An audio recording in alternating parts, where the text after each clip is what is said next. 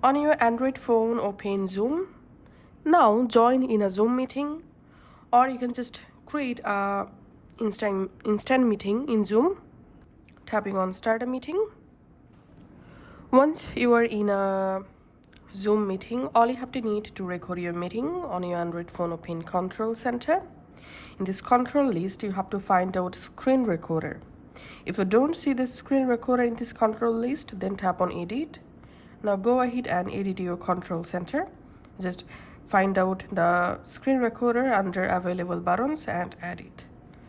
Now launch the screen recorder control and record sound. Here we have to select media and mic.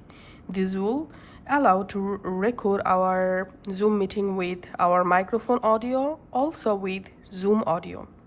Tapping on start recording.